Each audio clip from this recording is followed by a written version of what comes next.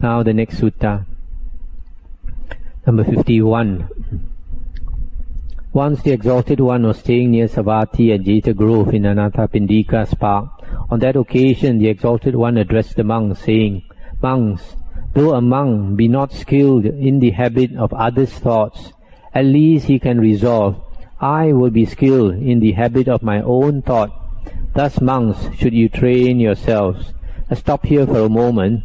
Here the Buddha is saying is that even though a monk, he is not able to read other people's minds, at least he should be able to read his habitual thoughts, his own mind.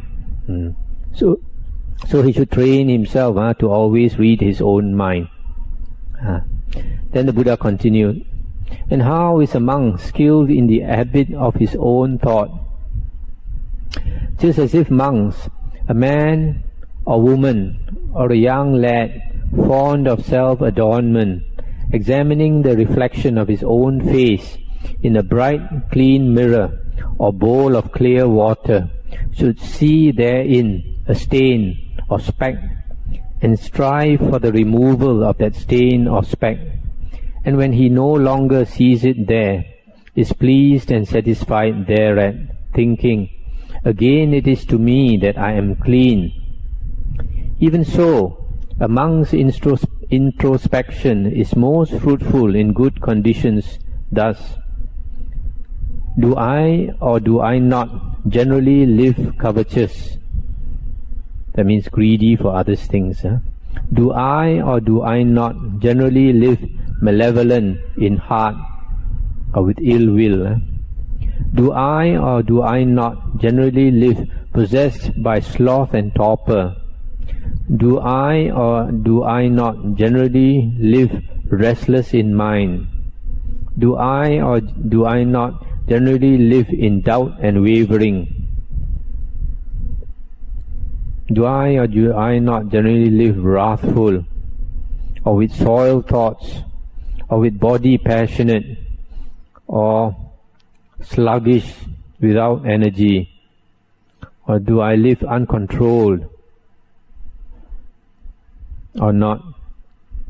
Monks, if on self-examination a monk finds thus, I generally live covetous, malevolent in heart, possessed by sloth and torpor, excited in mind, doubtful and wavering, wrathful, with soiled thoughts, with body passionate, sluggish and uncontrolled, then that monk must put forth extra desire, effort, endeavor, exertion, impulse, mindfulness and attention for the abandoning of those wicked, unprofitable states.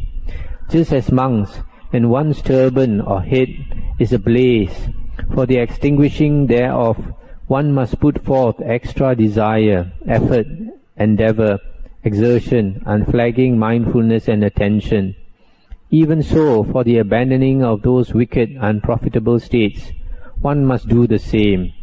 But if on self-examination a monk finds thus, I do not generally live covetous, etc., then that monk should make an effort to establish just those profitable states, and further to destroy the asavas. That's the end of the suttas. Asavas here means uncontrolled mental outflows. If a person destroys the asavas, he becomes an arahant. So here this sutta is talking about the practice of right effort. Practice of right effort, we are supposed to examine these qualities, those bad, unwholesome qualities inside us, we should get rid of and cultivate good qualities. So this is, in the Noble Eightfold Path, right effort is one of the factors pertaining to meditation. Sometimes people practice meditation, they forget to examine their own mind. Sometimes some people, they observe outside, a lot of things outside. They are very mindful, a lot of things outside. But meditation must begin from inside. We must see all these things that pass through our mind. So what is unwholesome we should get rid of. Here is mentioned 5 things: covetousness, malevolence, sloth and torpor, restlessness, doubt. These 5 things are called the 5 hindrances. The 5 hindrances that prevent us from seeing things as they really are. So these we have to get rid of, and other unwholesome qualities like soiled thoughts, passionate thoughts, sluggish mind, no energy, uncontrolled mind, etc. So this is another very practical sutta in teaching us how to practice the Dhamma. The next sutta is number 60. Once the Exalted One was staying near Savatthi in Jeta Grove, Anathapindika's park. Now on that occasion, the Venerable Giri Mananda was sick, suffering, stricken with a sore disease. And the Venerable Ananda came to see the Exalted One, and said this to him, after paying respect, etc. Sir, the Venerable Giri Mananda is sick, suffering, stricken with a sore disease. It would be well, sir, if the Exalted One were to visit him out of compassion for him. And the Buddha said, if you, Ananda, were to visit the monk Girimananda and recite to him the 10 perceptions, there are grounds for supposing that when he hears them, that sickness will be allayed there and then. In other words, cured there and then. What are the 10 perceptions? Sanya. The perception of impermanence, of not-self, of the foul or unattractiveness, of wretchedness, of abandoning, of dispassion, of cessation, of distaste for the world, of impermanence in all conditioners, of recollection of breathing. And what, Ananda, is the perception of impermanence? Herein, a monk who has gone to the forest, or to the root of a tree, or a lonely place, thus contemplates. Impermanent is objective form, impermanent are feelings, impermanent are perceptions, impermanent are volitions, and impermanent is consciousness. Thus he abides seeing impermanence in these 5 grasped at aggregates. This is called the perception of impermanence. I stop here for a moment. This first perception, the Buddha says, to contemplate is the perception of impermanence, anicca, or anicca sanya. Here, the Buddha says we should contemplate that these 5 things are impermanent. Form, feeling, perception, volition, consciousness. Form means the body, and the others refer to the mind, feeling, perception, volition and consciousness. Now these 5 things, all beings generally take to be the self, because we associate these 5 things with ourself. Either we think that they are the self, or they belong to the self, or they are inside the self, or the self is inside these 5 aggregates. So these are called the 5 grasp at aggregates, clung at aggregates. So we should see them as impermanent. So if we see that these 5 aggregates, we perceive that they are impermanent, then we won't cling to them so much. If we cling to these 5 aggregates, we cling to this body and mind, then because they are impermanent, they will change. They will grow old, it will become sick, and it will die. And if we cling to it, we will suffer when it changes. That is why we have to see the impermanence in this body and mind. And then the Buddha continued, and what, Ananda, is the perception of not-self, anatta sanya? Herein, a monk who has gone to the forest, etc., thus contemplates. The eye is not the self. Objective form is not the self. The ear is not the self. Sounds are not the self. Nose and sense are not the self. Tongue and taste are not the self. Body and tangibles are not the self. Mind and thoughts are not the self. Thus he abides seeing not self in those 6 outer and inner bases. This Ananda is called the perception of not self. Stop here for a moment to explain. Here the Buddha talks about 6 outer and 6 inner bases. The 6 inner bases are the 6 sense organs. The eye, ear, nose, tongue, body and the mind. And then the 6 outer sense bases are form that the eye sees, sound that the ear hears, smells, taste, touch and thoughts. So we should perceive that the 6 inner sense bases and the 6 outer bases, sense bases, is not self, because they are impermanent. This anatta means something, means not self, and not self means self means atta. Self means that which is permanent, never changing. But everything in the world is changing. Everything in the world is impermanent. So there is nothing in the world that is self. Then the third one. And what Ananda is the perception of the foul or unattractiveness, asubha sanya. Herein a monk examines the body, upwards from the soles of the feet, downwards from the top of the head, enclosed by skin, full of manifold impurities.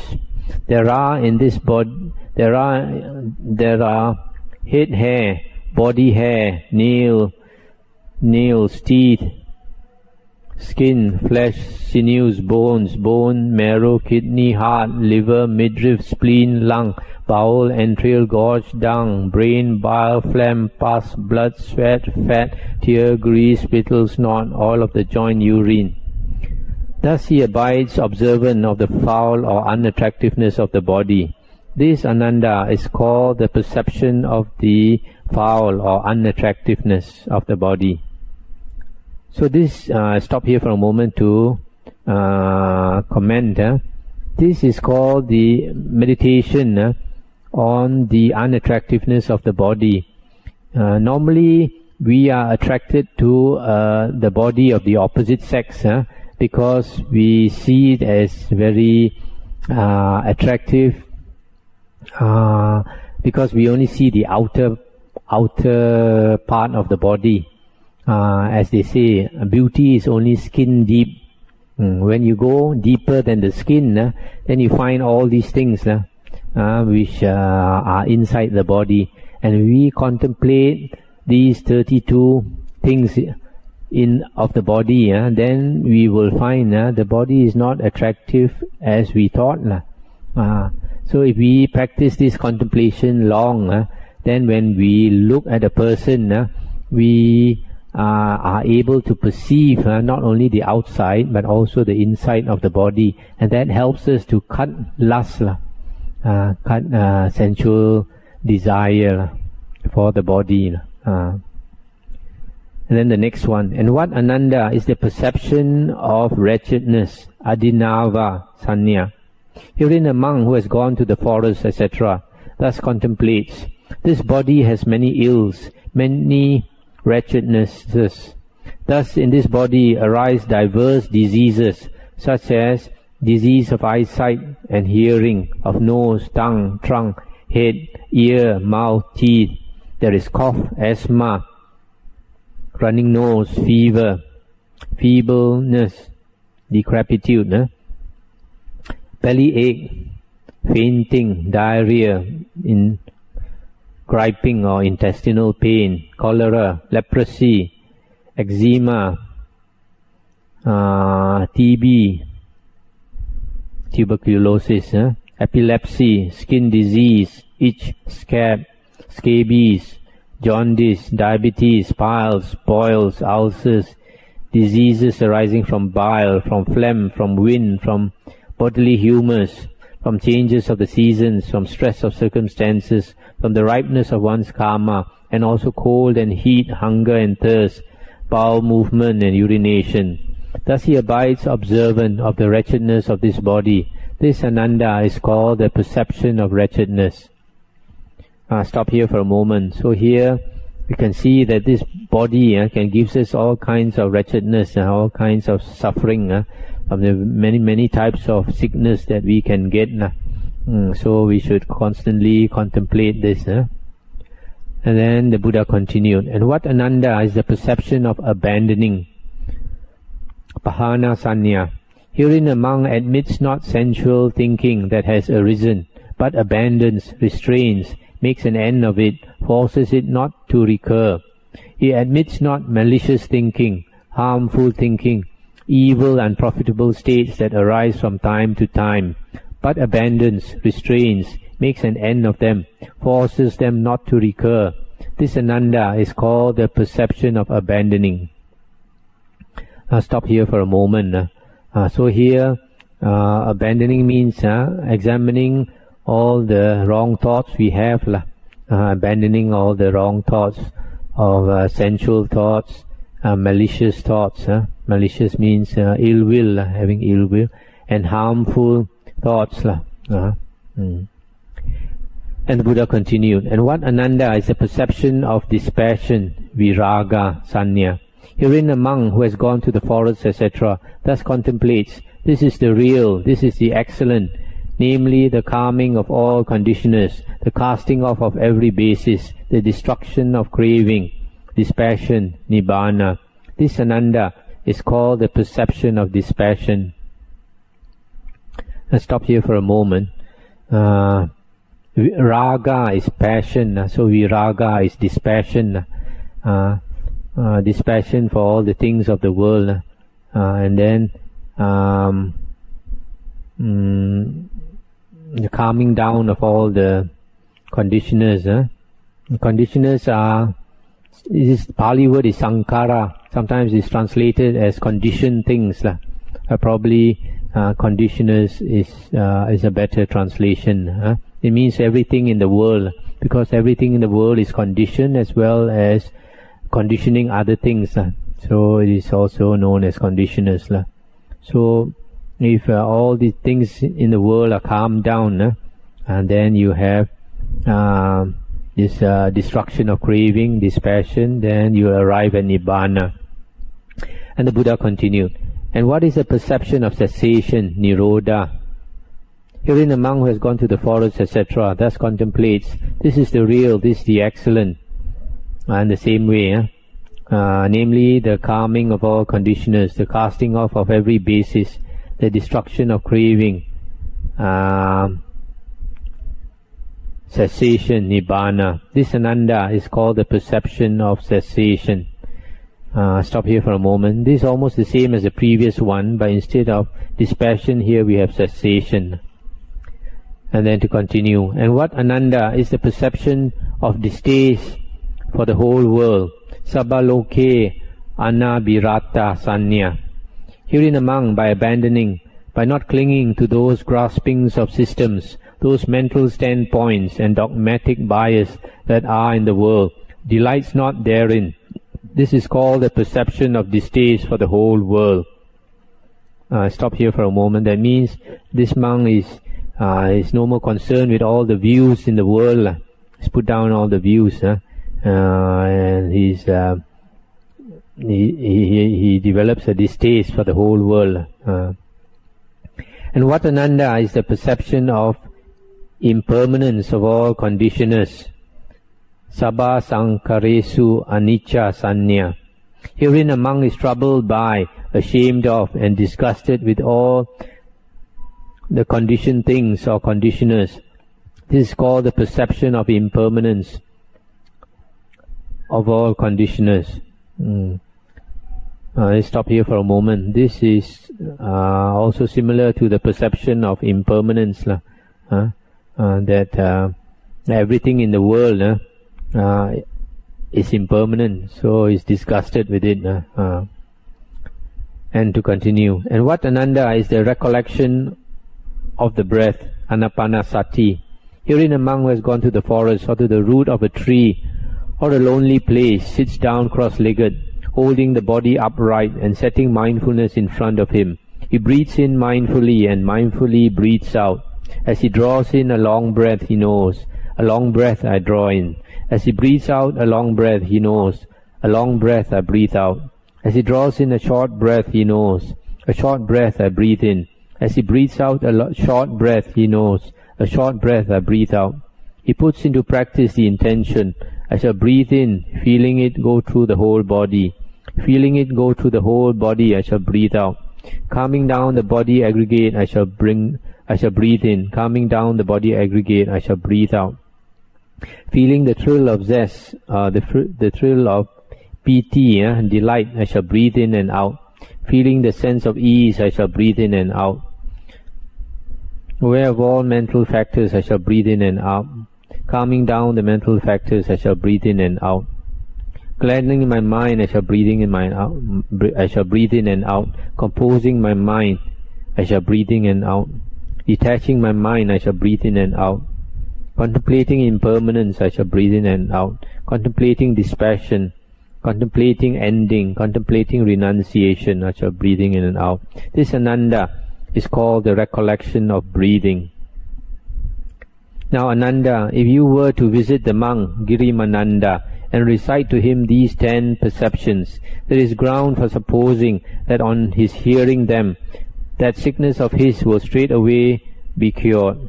Thereupon the Venerable Ananda, having learned by heart these 10 perceptions in the presence of the Exalted One, visited the Venerable Girimananda and recited them. On his hearing them, that sickness of the Venerable Girimananda was straight away cured, and he rose up from that sickness. And in this way, that sickness was banished from the Venerable Girimananda. So you see here, that's the end of the sutta, that for a monk such as this Venerable Girimananda, who has great love of the Dhamma, when he hears this type of Dhamma recited, he is so happy that the sickness was cured. So Venerable Moggallana also at one time was sick, and the Venerable and the Buddha went to see him and also chanted to him the Bojjhangas, the factors of enlightenment, and he was so happy to hear that he also got cured of the sickness. So these 10 perceptions here are quite useful things to contemplate. The perception of impermanence, of not self, of unattractiveness of the body, of the wretchedness of the body, of abandoning, of dispassion, of cessation, distaste for the whole world, or impermanence of all conditioners, and recollection of breathing. The next sutta, I think I have time to talk on, is sutta number 61. The Buddha said, monks, the extreme point of ignorance is not apparent, so that one may say, ignorance was not before, it has since come to be. And this statement, monks, is made. Nevertheless, one thing is apparent. Ignorance is conditioned by this or that. Ignorance, I declare, monks, has its nutriment. It is not without nutriment. And what is the nutriment of ignorance? The 5 hindrances should be the reply. I declare, monks, that the 5 hindrances have their nutriment, are not without nutriment. And what is the nutriment of the 5 hindrances? The 3 wrong ways of conduct should be the reply. Duccharita. They too have their nutriment. What? Non-restraint of the sense faculties should be the reply. They too have their nutriment. What is that? Lack of mindfulness and self-composure should be the reply. That too has its nutriment, I declare. What is that? Anguttara consideration, yoniso manasikara, should be the reply. And what is the nutriment of that? Lack of faith should be the reply. What is the nutriment of that? Not listening to true Dhamma. I declare, monks, that not listening to true Dhamma has its nutriment, is not without nutriment. And what is the nutriment of not listening to true Dhamma? Not following after the true man should be the reply. Thus, monks, the act of not following after the true man completes not listening to the true Dhamma. Not listening to the true Dhamma completes lack of faith, or leads to lack of faith. Lack of faith leads to unthorough consideration, which leads to lack of mindfulness and self-composure, which leads to non-restraint of the sense faculties, and which leads to the three wrong ways of conduct, and that leads to the five hindrances, and the five hindrances leads to ignorance. Such is the nutriment of this ignorance, such is its fulfillment.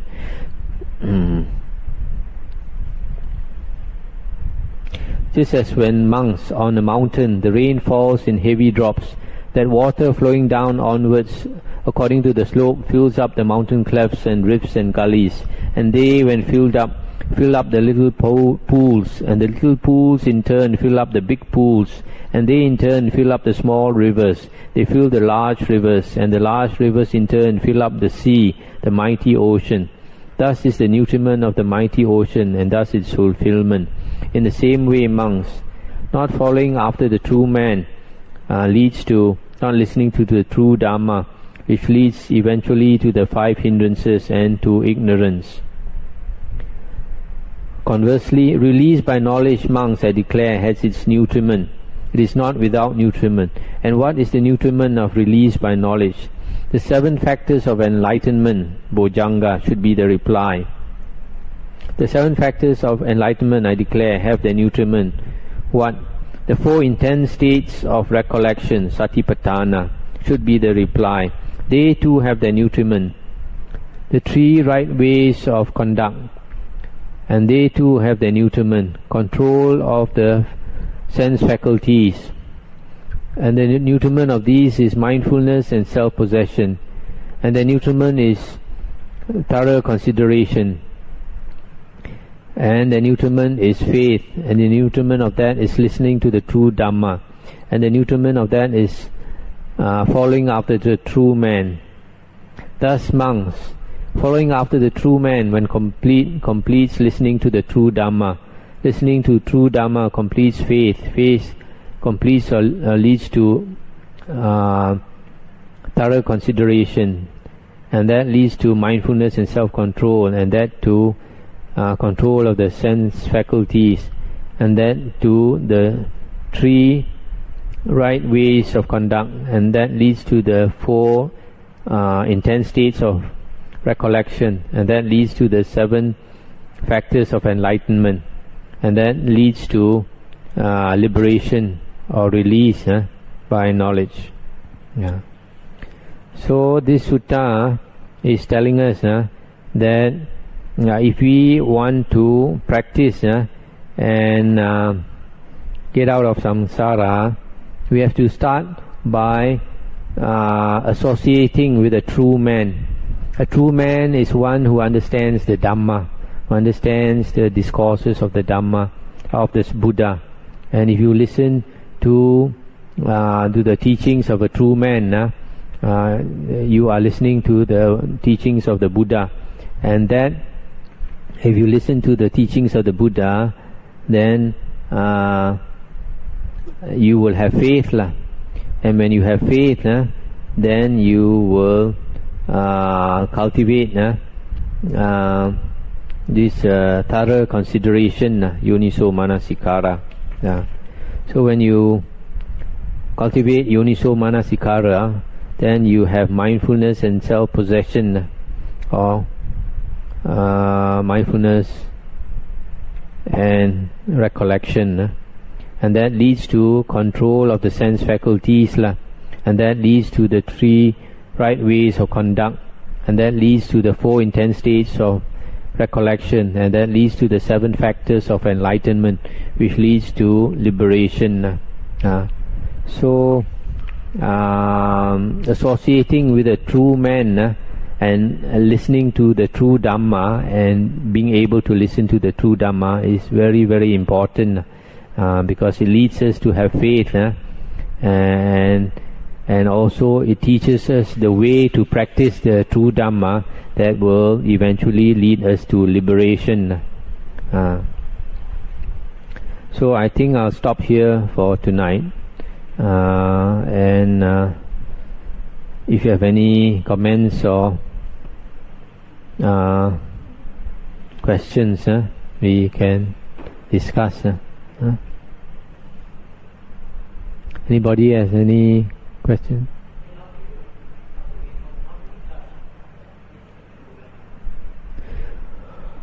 The Buddha said, whatever a monk teaches, you have to compare it with the suttas and the Vinaya. So if you compare what a monk teaches is consistent with the suttas, then you can accept his teachings. But if it's not consistent with the suttas, then you should not learn from him. So the criterion is always the Dhamma. It is not the man himself, it is the Dhamma. Whether the Dhamma conforms to the suttas or not. So if you are not familiar with the suttas, you can't judge. Yes or not? You have no basis to judge if you are not familiar with the suttas. You must always have a foundation, right? If you want to build something, you must have always a foundation. So in the same way, you want to be able to judge a teacher, you must have that foundation of the suttas to compare with. So if you don't have that foundation, then it's just have to trust your luck.